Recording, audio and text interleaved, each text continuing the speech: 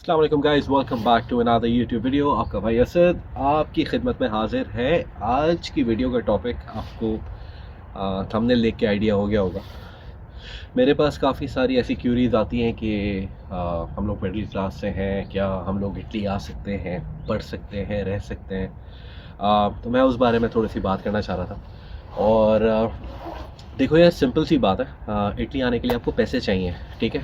यहाँ पे रहने के लिए, खाने पीने के लिए, वो सारी चीज़ें जो होती हैं वो आपके स्टाइपेंड से कवर हो जाती हैं।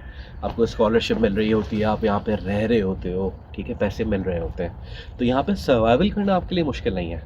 लेकिन हाँ, अब प्रॉब्लम आ जाती है कि आपको पहुँचना है यहाँ पे, ठीक है। तो पहुँचने के लिए अगर आप आ रहे हैं यहाँ पे, ठीक है, तो उसके लिए definitely you will be needing a bank statement, ठीक है। और बैंक स्टेटमेंट चाहिए। ख़र्चा होता है आने से पहले तकरीबन 2-3 लाख रुपए का ख़र्चा हो जाता है। पाकिस्तान में रहते हुए आपको अटेस्टेशंस करवानी है, आपको आइल्स करना है, आपको इधर चिमिया की तरफ जाना है जिसको सीनिया कहते हैं, या फिर आपको डीओवी की तरफ जाना है। डीओवी तो सस्ता होता है, 4-5 हज़ार रुपये का हो जाता है, लेकिन जो चिमिया की कॉस्ट है वो तकरीबन 70-75 हज़ार रुपये। आपने अगर आइल्स देना है उसकी भी यही कॉस्ट है, 70-75 हज़ार रुपये, ठीक है। तो ये खर्चे तो हैं ही हैं। इसके बाद फिर आ जाती है बात बैंक स्टेटमेंट की। बैंक स्टेटमेंट जो रिक्वायर्ड है उसके बारे में मैंने एक ऑलरेडी वीडियो बनाई है। वो अभी लास्ट वीडियो थी मेरी, वो भी मेरे चैनल पे अपलोडेड है। वो भी देख लो किस तरीके से बनेगी, क्या प्रॉब्लम आएगा, क्या नहीं आएगा। तो देखो, आज के टाइम के हिसाब से तकरीबन मिनिमम आपके पास 28 लाख रुपए की बैंक स्टेटमेंट होना चाहिए, ठीक है। अब ये नहीं है कि चाचू से पकड़ लिए पैसे, फूफा से पकड़ लिए, खालू से पकड़ लिए, कोई भी फैमिली रिलेटिव कोई भी आपका होता है। आजकल वैसे पाकिस्तान में लोन भी मिलते हैं कि कोई बंदा आपको दे देता है, इंटरेस्ट पे आप उसको पैसे वापस कर रहे हो, तो वो तो सूद होता है। तो मैं सूद को तो कभी भी इनकरेज नहीं करता, क्योंकि मेरा ताल्लुक़ काफ़ी इस्लामिक बैंकिंग से रहा है पाकिस्तान में। तो मुझे पता है सूद कितना बड़ा अज़ाब आपके लिए लेकर आएगा। खैर, वो आपकी कॉल है, आप you are the better person. आपको लगता है कि आपको इस तरफ जाना चाहिए तो चले जाएं, लेकिन मैं आपको रोकूंगा, मना करूंगा, लेकिन आपकी कॉल है। खैर, होता ये है कि अगर आपने किसी से पैसे ले भी लिए, ठीक है, तो भी इतना 100% श्योरिटी नहीं होती कि आपका वीज़ा लग जाएगा, क्योंकि आप अपने फ़ंड्स को जो है वो जस्टिफाई नहीं कर पाओगे। वो जस्टिफाई इस वजह से नहीं कर पाओगे कि आपने वो पैसे लिए, तो वो पैसे आपके पास आए कहाँ से, ठीक है। तो ये सारी चीज़ें होती हैं जिसको आप पाकिस्तान में रहते हुए तो आपको समझ में नहीं आती हैं चीज़ें, लेकिन अगर आप फॉर एग्ज़ाम्पल किसी तरीक़ी कंसल्टेंट से बात करेंगे या किसी बेहतर बंदे से बात करेंगे, तो वो आपको मना ही करेगा कि ऐसा नहीं है कि आपने पैसे रखे, आपने एक दफ़ा पैसे रख लिए और वो आपके अकाउंट के अंदर आ गए तो आप जो है उसको एज अ स्टेटमेंट यूज़ कर सकते हो। नहीं, ऐसा नहीं होता, आप नहीं कर सकते वो पैसे यूज़। तो आपके पास लेजिट फंड्स 28 लाख रुपए अगर हैं तो आप आ सकते हैं, ठीक है। या तो आपके वालिद साहब के पैसे हो या आपके अपने पैसे हो।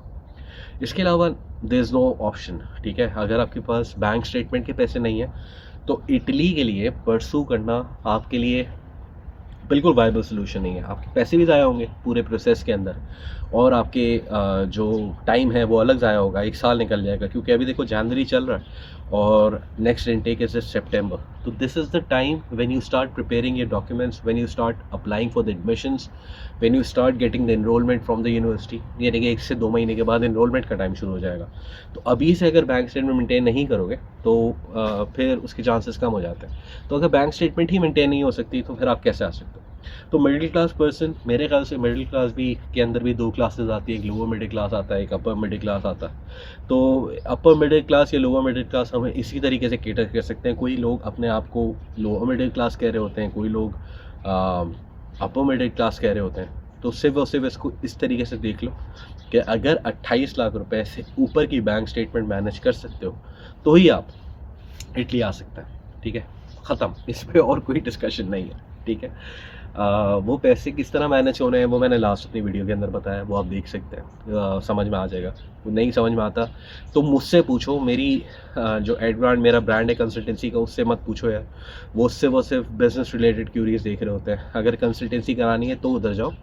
जो सवाल करने हैं, जो क्वेश्चंस करने हैं, उसके लिए आपका भाई हाजिर है, मैं रिस्पॉन्ड करूँगा। मेरे इंस्टाग्राम पे आ जाओ, मुझे फेसबुक पे मैसेज कर लो, यहाँ पे वीडियो के नीचे कमेंट कर लो, तो इंशाल्लाह आपका केस भी देख लेंगे और कितना पोटेंशियल है उसके अंदर तो ही परसू करो। अगर गो हेड मिल जाता है, अगर मैं बोल देता हूँ कि कर लो केस तो फिर बिल्कुल परसू कर लेना।